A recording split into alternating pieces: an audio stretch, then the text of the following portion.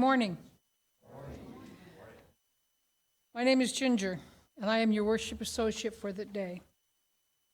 As we begin, we acknowledge that we are on the historic homelands of the various bands of the Kaweah people, and we honor the unique relationship that we hope emerges between our community and the indigenous people and their traditional territories. Let this acknowledgement serve as a reminder to recognize, honor, reconcile, and partner with the Kaweah people whose lands and waters we benefit from today. In this congregation, we welcome people of all sexual orientations and gender identities, of all ages and sizes, people of all economic statuses and professions, all physical and mental abilities, people of all races and ancestries and cultures. We welcome you wherever you come from, whoever you love, whatever your immigration status or civic engagement. We welcome all those who will learn and grow with us as we commit together to embrace the rich and beautiful diversity of the world and to build a community centered in justice, compassion, and love. You are welcome here. We are glad you are here with us this morning. Welcome, everybody. We're happy you're here with us today.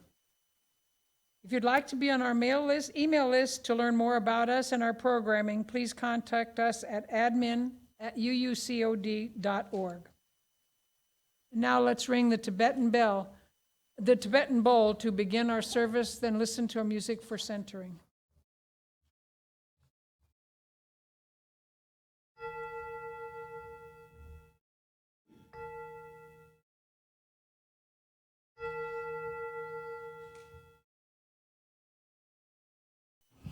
Good morning again and welcome. I am Ian Riddell. I have the honor and joy of being the minister of this congregation. Welcome to you today, whether you're here in person, online, or watching the service at a later date. You are welcome. We're glad you're here. I want to begin our service today with the words of Amy Mackenzie Quinn. Welcome to this common, sacred space. Common because we are all welcome. Sacred because here we transform the ordinary and attend to the profound. We carry with us our regrets, our doubts, our fears, our stories, our laughter. May they inspire our worship. And above all, may we each meet what we need most to find on this day in this common sacred space. Welcome. Now, today's service is a little bit different. You'll notice if you've looked at the order of service and you've been here before, things are a little bit different. There's going to be lots of our regular ritual and practices, and I wanted, in the depth of the heat of this week, the physical heat, the political heat, the emotional heat, all of which are real and which we have to live with. We're not escaping from. But I wanted us to engage in a quiet, reflective, restful, spiritual practice together. So I'm going to talk a little bit longer at this point in the service than I usually do before we get too deep into things. And my opening words are said a little bit longer. I want to explore reading a little bit with you this morning, but I'm not so concerned about reading for information's sake. Don't think about scrolling through the newspaper or YouTube or any Facebook or anything like that. I'm not so concerned about reading to broaden our views of the world, which is a good thing we should do, or reading to help clarify what we think or understand about a specific issue, or reading to help us feel better about the way we feel about those issues. I want to explore with you reading as a spiritual act, a practice even. Reading that isn't just about our rational minds, but about something deeper and more transformative. The times we live in are stressful and challenging, and many times before this have been this way as well, of course. As people call to witness and act for justice and love and community in the world, it can feel like we are pulled in so many directions with so much need for our time and love and attention. We have to do something, it feels like. And many of us feel the need to find ways to sustain ourselves for the long, hard work of the world. We look for practices that will reknit our troubled spirits. We engage in spiritual practices because they get us out of our discursive mind, the chatter, plan, anxiety mind that we all have, that Buddhists call monkey mind. It's an apt name. I would call it a terrier puppy mind, but that's my life and not yours. They get us in the practice of accepting ourselves as who we are right now. They can be practice of humility and an embrace of discipline in the face of chaos. We build spiritual practices of repeated ritual of meditation, chanting, prayer, of movement, the practice of returning each week to our collective liturgy and worship and our small group ministries, the attention we pay regularly to the yarn or the pens or the carving tools we use to craft new things, the exertion and work and knowledge of our physical selves when we swim or hike or run or guide ourselves through the forms of our martial arts. It takes intent and will to return to a practice that can expose ourselves to clearer vision and understanding of who we are and what our actions are creating in our lives and in our world. And we return again and again to these rituals.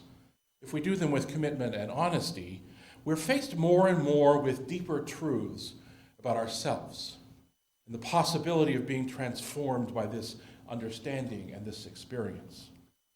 So today I'd like us to think and explore a reading as a spiritual practice, what is called Lectio Divina, which is simply Latin for sacred reading.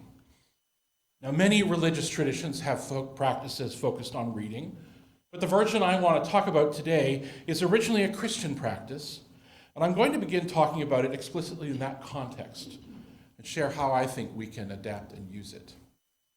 Lectio Divina is an ancient tradition within Christianity. Some of the practices trace back to the scholastic period, beginning in the 12th century. Some as far back as the time of the Desert Fathers and Mothers in the 3rd century, so old practice. It's been embraced more and less fervently throughout the history of the Christian church, and has seen a resurgence lately in parallel with the growth of the practice of Christian contemplative and centering prayer, which I think has been influenced by Christian encounter with what we call Eastern religions, Buddhism, Hinduism, and other Eastern traditions. Whatever its origins, Lectio is simply that, reading a sacred text in a contemplative way. It's designed not as a way to understand that text or scripture, it was based on scripture originally, better, or to become better versed in religious knowledge, but to embrace a closer relationship with the divine, with that which is larger than ourselves, through the words inspired by that practice, by that largeness. The practice asks the practitioner to allow the text to bubble up in them and draw forth the connection that grows within them. In the form of the practice most connected with the scholastic period, the practitioner starts with a text, usually in the original tradition from the Bible, and moves through 4 movements or stages. There is lectio. After reading the text a few times, the practitioner is asked to allow a word or a phrase to bubble up, to arise, to catch their mind, and to focus on that word or phrase, to hold it in their intention. Then there is meditatio, which is where the practitioner ponders the word or the phrase that is bubbled up. It's not analysis or scholarship type of pondering, as much as we like to do that, but more playing with, seeing what comes up, pondering the word or phrase in different ways. And then oratio, which means prayer in Latin. The practitioner is instructed to engage next in prayer, inspired by the spontaneous movement of the will based on what is bubbled up. And then finally, the practitioner is instructed to simply rest in the presence of the text and rest in the presence of that which is larger than us. In all of this, the practitioner is turning themselves over to follow the movement of the Spirit in the moment. In the Christian language, be the movement of the Holy Spirit, capital H, capital S. But for many others, and for many of you, I imagine just the spirit, the connection that grows. It can be done in a group or individually.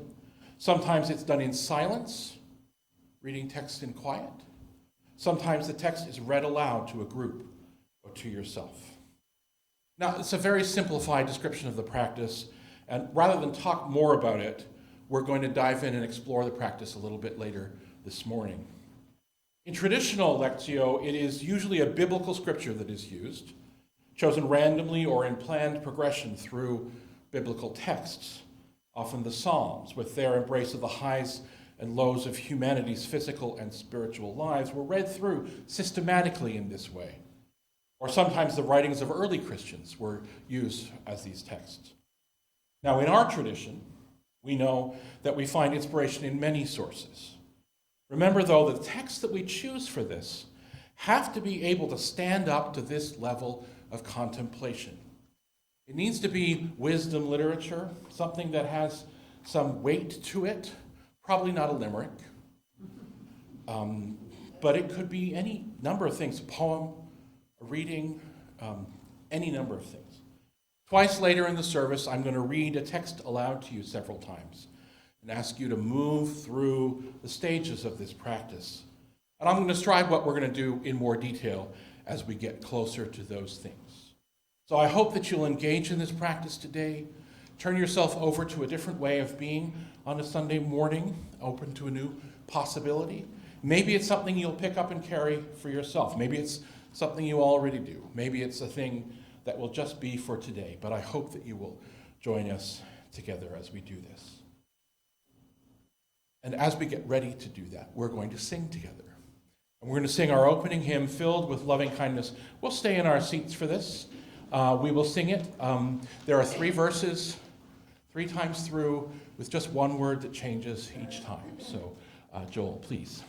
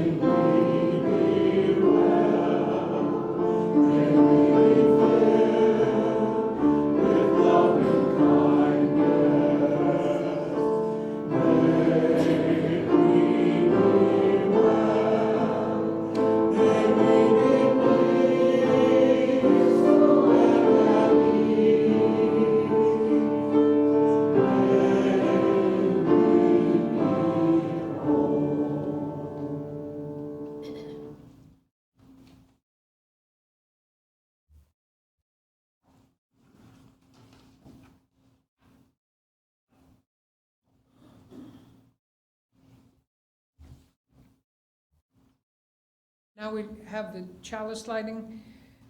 May the love of the Spirit, may love be the spirit of this church. May the quest for truth be its sacrament, and service be its prayer. To dwell together in peace, to seek knowledge in freedom, and to help one another in fellowship. This is our aspiration. And I've asked John to join us to light the biopot candles.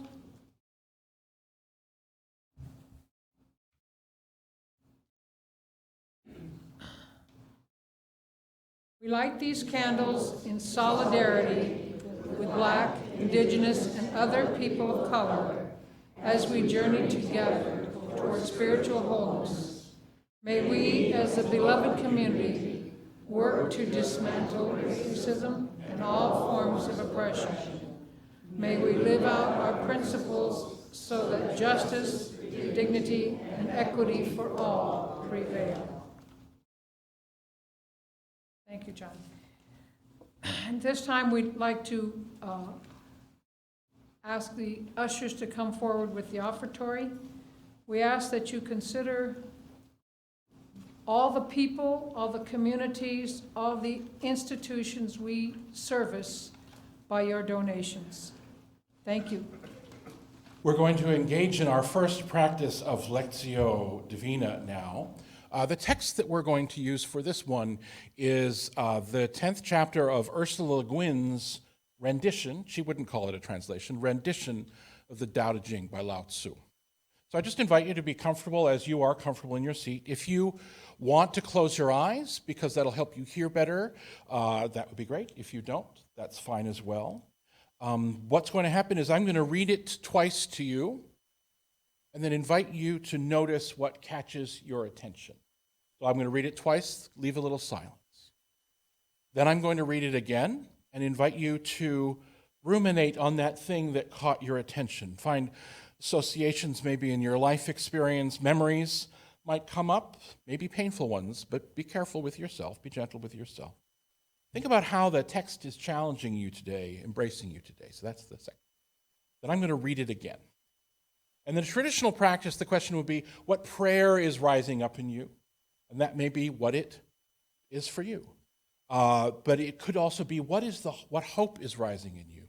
What request for the universe is rising in you, or for yourself, or your community? What is rising for you? And then I'm going to read it again. I invite you to just rest in the quiet of the room with the presence of the text. So I'm going to read it 5 whole times. A little different than usual, okay? Just breathe, and what comes to you as I read. So these are the words of Lao Tzu as rendered by Ursula Le Guin. Can you keep your soul in its body, hold fast to the one, and so learn to be whole? Can you center your energy, be soft, tender, and so learn to be a baby? Can you keep the deep waters still and clear so it reflects without blurring? Can you love people and run things, and so do by not doing? Opening, closing the gates of heaven, can you be like a bird with her nestlings? Piercing bright through the cosmos, can you know by not knowing? To give birth, to nourish, to bear and not to own, to act and not lay claim, to lead and not to rule. This is mysterious power. I'll read it again. Notice what is coming up for you. Can you keep your soul in its body, hold fast to the one, and so learn to be whole? Can you center your energy, be soft, tender, and so learn to be baby? Can you keep the deep water still and clear so it reflects without blurring? Can you love people and run things, and so do by not doing? Opening, closing the gate of heaven, can you be like a bird with her nestling? Piercing bright through the cosmos, can you know by not knowing? To give birth, to nourish, to bear and not to own, to act and not lay claim, to lead and not to rule. This is mysterious power.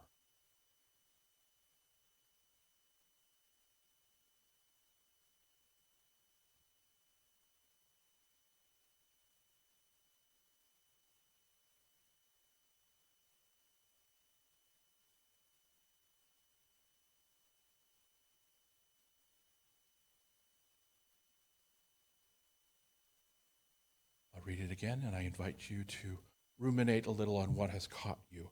How is this present in your life? Can you keep your soul in its body?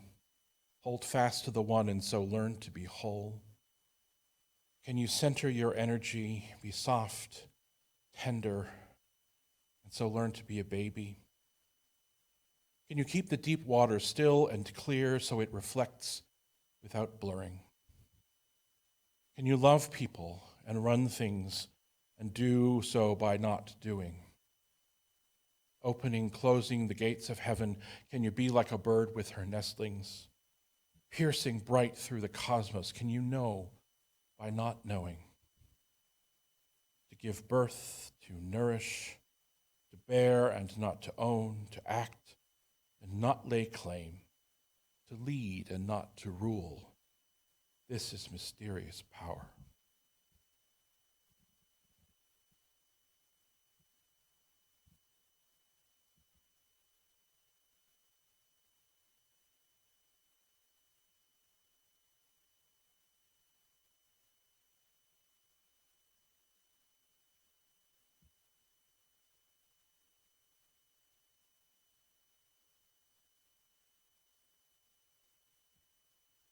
Read again and invite you to hear the prayer, the call, the request, the hope that opens up in you as you hear this text. Can you keep your soul in its body? Hold fast to the one and so learn to be whole.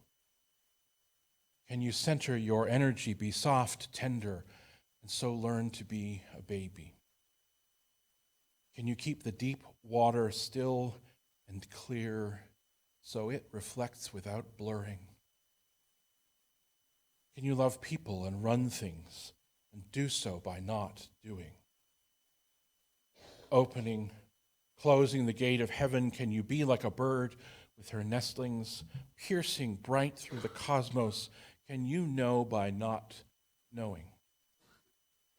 To give birth, to nourish, to bear and not to own, to act and not lay claim, to lead and not to rule. This is mysterious power.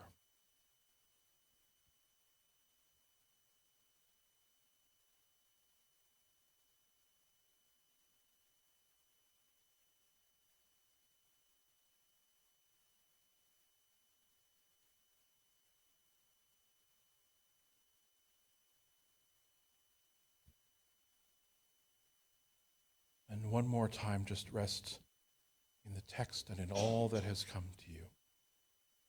Can you keep your soul in its body? Hold fast to the one and so learn to be whole.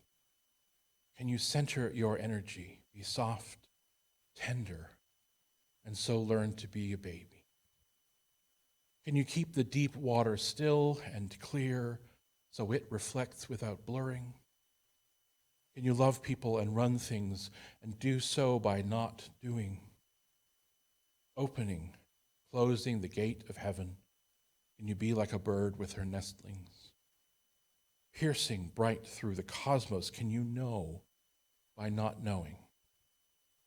To give birth, to nourish, to bear, and not to own, to act and not lay claim, to lead and not to rule. This is mysterious power.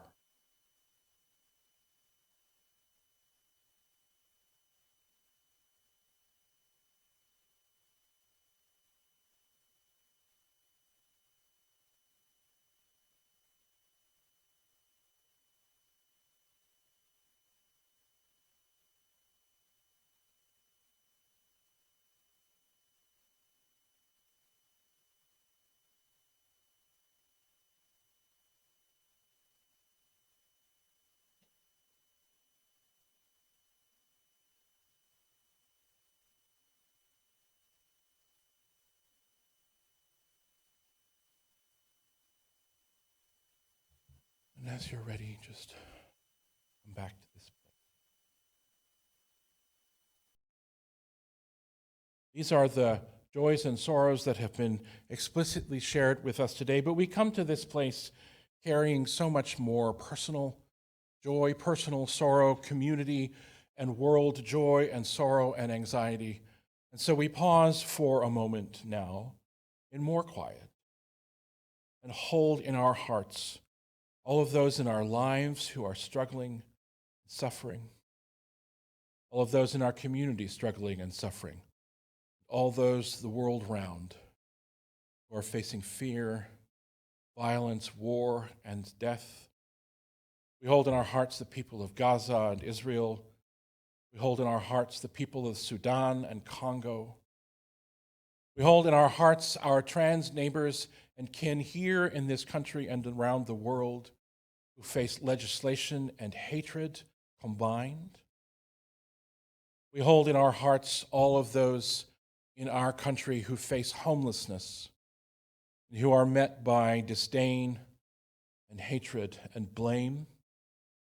We hold them in our hearts. We hold all of our neighbors and kin in our hearts, and in that holding grounded in love, that holding is also grounded in anxiety, also grounded in anger, and grounded in hope for possibility. And so we also hold in our heart all of our leaders, those we would vote for, those we would vote against. We hold in our heart the leaders world round who make choices day by day to embrace violence and empire.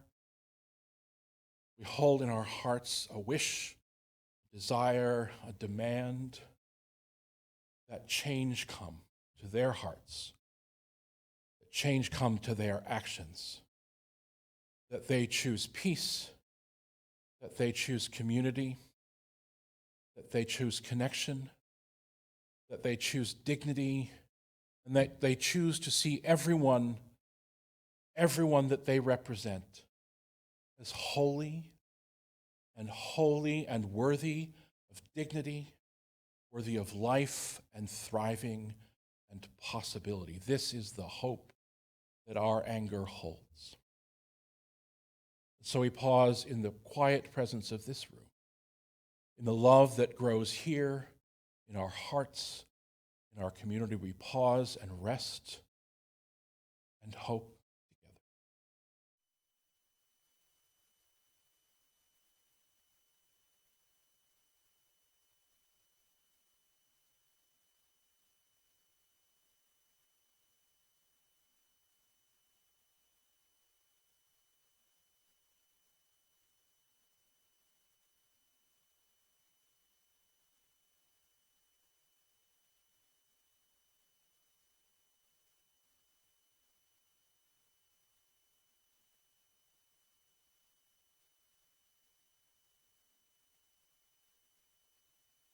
May all beings know peace. May all beings know an end to suffering. May all beings know love. Friends, will you join your holy voices together as we sing Spirit of Life, Fuente de Amor?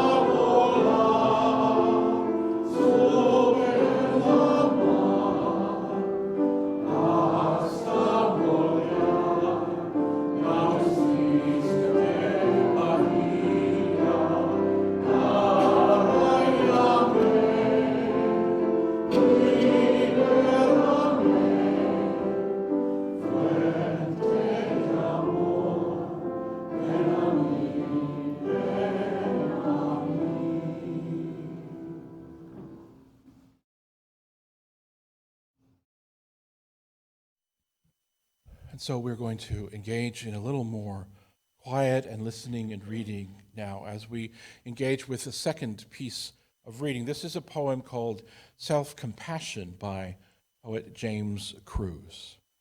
Reminder, I'm going to read it to you twice and invite you to see what bubbles up, what phrase or words catch you, what bubbles up as I read it twice. And then we'll pause. And then I'll read it again, and I invite you to ruminate on that, what has caught you. How is that present in your life? Where does that associate or connect? Memories can surface. But how is the text calling you today, or challenging you, or embracing you?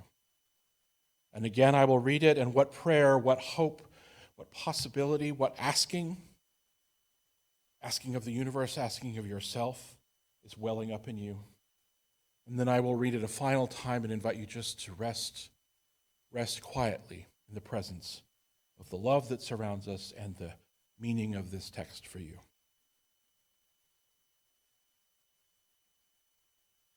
Self-Compassion by James Cruz. My friend and I snickered the first time we heard the meditation teacher, a grown man, call himself honey with a hand placed over his heart, to illustrate how we too might become more gentle with ourselves and our runaway minds.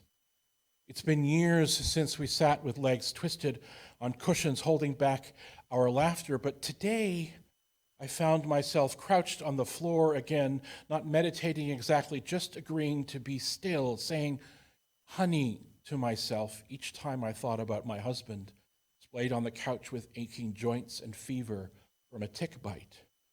What if he never gets better? Or considered the threat of more wildfires, the possible collapse of the Gulf Stream, then remembered that in a few more minutes I'd have to climb down to the cellar and empty the bucket I placed beneath a leaky pipe that can't be fixed until next week. How long do any of us really have before the body begins to break down and empty its mysteries into the air? Oh, honey, I said, for once without a trace of irony or blush of shame, the touch of my own hand on my chest, like that of a stranger, oddly comforting in spite of the facts.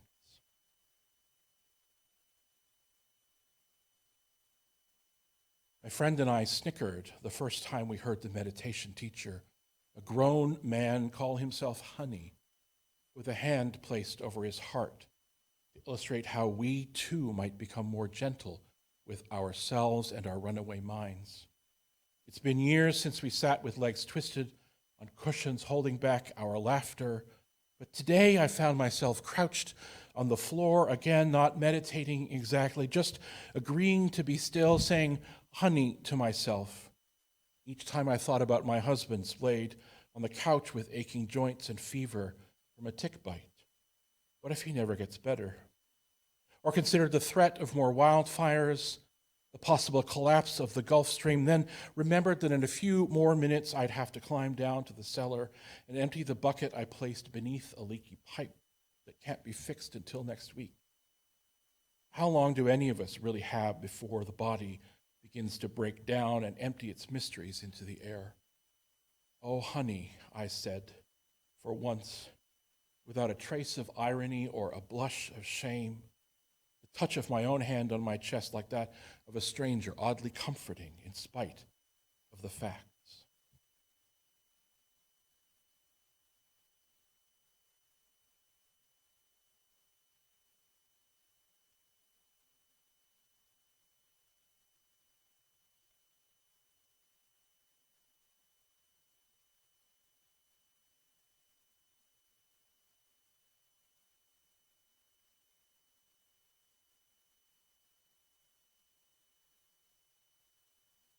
And now ruminate a little bit with what has caught your attention.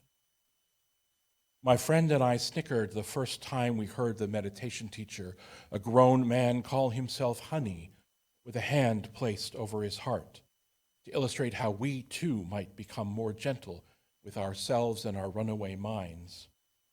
It's been years since we sat with legs twisted on cushions, holding back our laughter, but today I found myself crouched on the floor again, not meditating exactly, just agreeing to be still, saying honey to myself each time I thought about my husband splayed on the couch with aching joints and fever from a tick bite.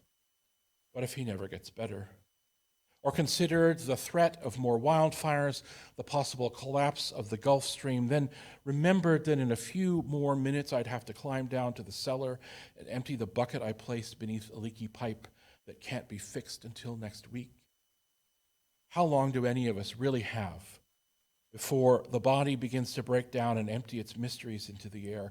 Oh, honey, I said, for once without a trace of irony or blush of shame. The touch of my own hand on my chest, like that of a stranger, oddly comforting in spite of the facts.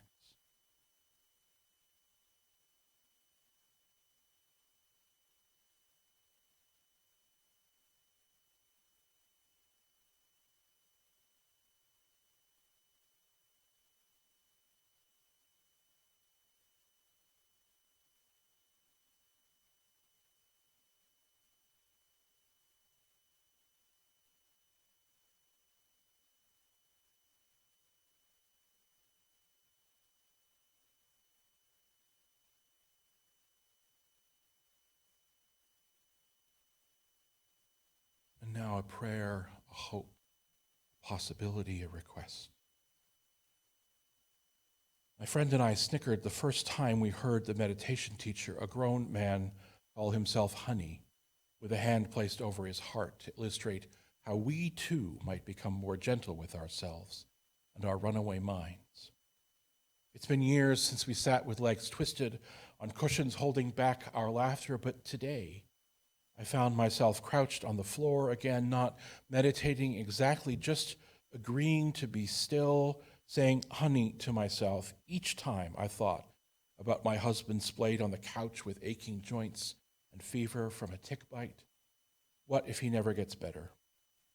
Or considered the threat of more wildfires, the possible collapse of the Gulf Stream, then remembered that in a few more minutes I'd have to climb down to the cellar and empty the bucket I placed beneath the leaky pipe that can't be fixed until next week. How long do any of us really have before the body begins to break down and empty its mysteries into the air? Oh, honey, I said, for once without a trace of irony or blush of shame, the touch of my own hand upon my chest, like that of a stranger, oddly comforting in spite of the facts.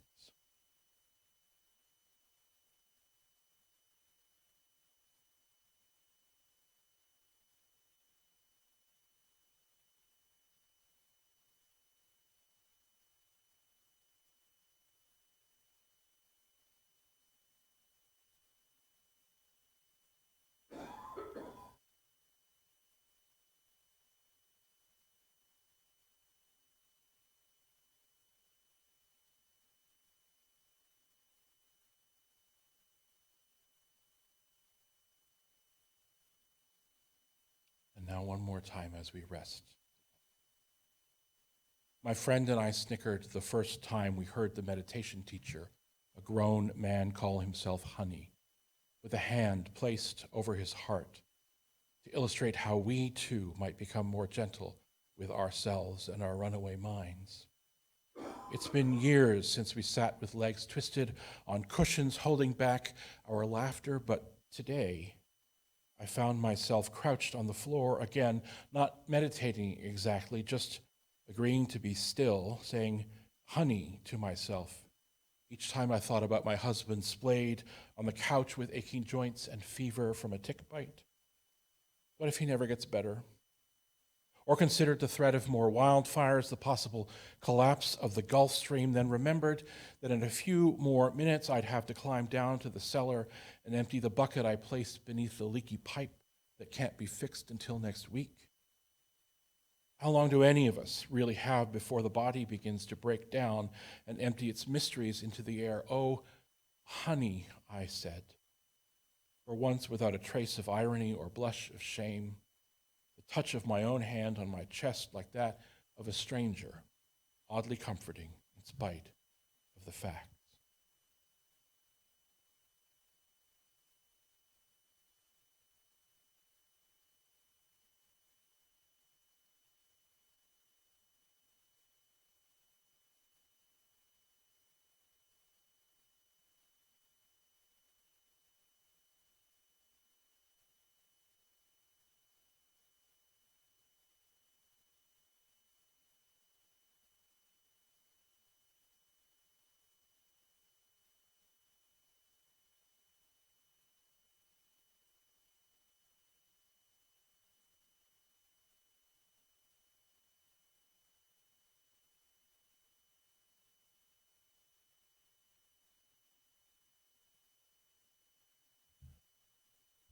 growing out of that quiet, out of that contemplation, out of the kindness of that poem, those words. Let's sing together our closing song, There's a River.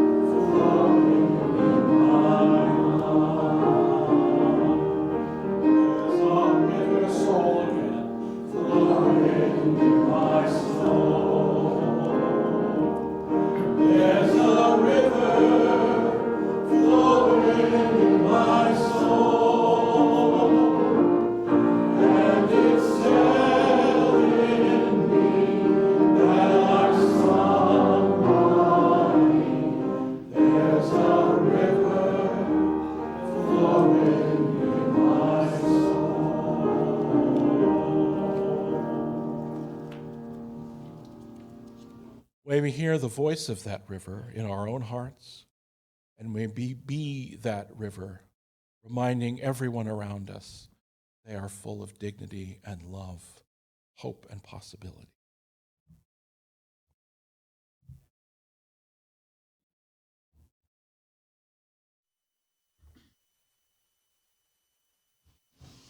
Wow.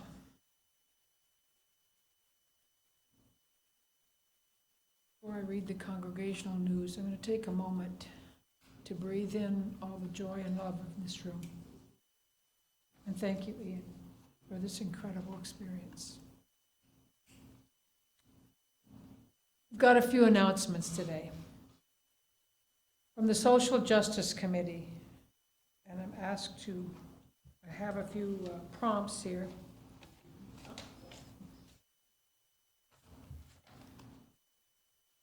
Can you believe that the students in the East Coachella Valley will start a new school year in mid-August? Galilee Center is again collecting our donations of school supplies and backpacks for distribution to their families on August 8th. How can you help? Pick up the list of school supplies and backpacks from the round table in the lobby that they are requesting. Shop for whatever items you want. Then bring them to the next time you come to use your COD and put them in the school supply collection box located in the lobby. It's a pretty good sized box, so we can collect a lot. Want to hear even more? You can volunteer with Galilee Center to fill the backpacks on August 6th or distribute them to the kids on August 8th. More information and sign up is on the round table in the lobby. You can also find all the information in last Friday's newsletter and sign up online. We will collect school supplies from now until Sunday, July 28th at Sunday service. If you know that you will not be able to shop for school supplies, you can still participate by making a financial contribution when we share the plate with Galilee Center on Sunday, July 21st. Let's help Galilee Center get East Valley students off to a good start by donating now. Additionally, we want to remind everybody that's about Socks on the 2nd for Well in the Desert. This is an incredibly hot summer. I know all of you are feeling it too. And the people that need these socks need them. We need new socks for the homeless. There are donation boxes in the church lobby. A gentle reminder that the women of the congregation are meeting for a women's night out on Monday, July 8th, that's tomorrow. We are meeting at, I think it's Maracas, Mexican Cantina and Grill. It's over here right across the park there.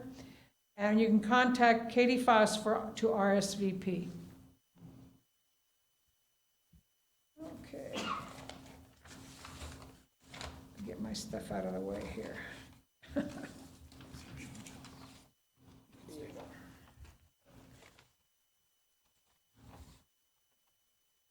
And now we extinguish the chalice. We extinguish the flame, but not the light of truth, the warmth of community, or the fire of commitment. These we carry in our hearts until we are together again.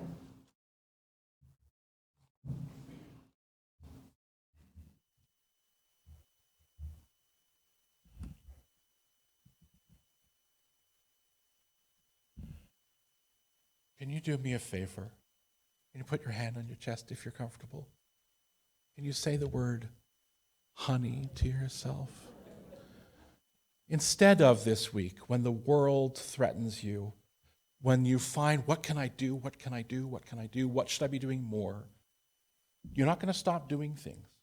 But instead of kicking yourself for not doing something, instead of grumbling at yourself for not doing something, put your hand on your chest.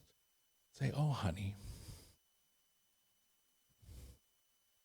As we prepare to depart today to return to our roiling, challenging, and oh so beautiful world, I carry these words in my heart from my colleague, Reverend Mark Bellatini. Go in peace. Live simply at home in yourself. Be just in your word, just in your deed. Remember the depth of your own compassion. Do not forget your power in the days of your powerlessness. Do not desire to be wealthier than your peers, and never stint your hand of charity. Practice forbearance in all you do. Speak the truth or speak not. Take care of your body. Be good to it. It is a good gift. Crave peace for all the peoples of this world, beginning with yourselves. And go as you go with the dream of that peace set firm in your heart. Go in peace, my friends, to love and serve the world.